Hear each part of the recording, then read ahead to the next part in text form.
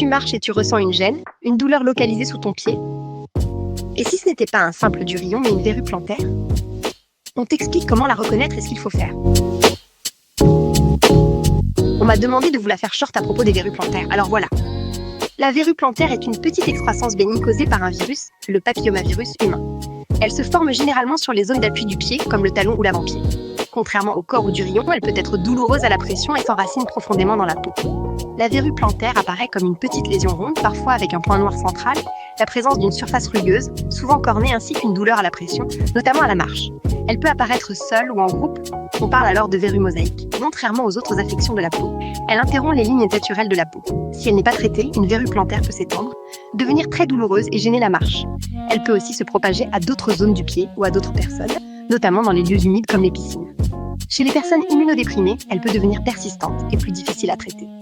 Le diagnostic est clinique. Un professionnel de santé reconnaît une verrue à son aspect caractéristique. Il peut la gratter légèrement pour en révéler les petits points noirs. Ce sont des capillaires coagulés. En cas de doute, un avis dermatologique peut être demandé. Un traitement à l'azote liquide peut être proposé selon les cas. C'était trop short. Pour plus d'informations ou pour trouver un dermatologue près de chez vous, rendez-vous sur elsan.care.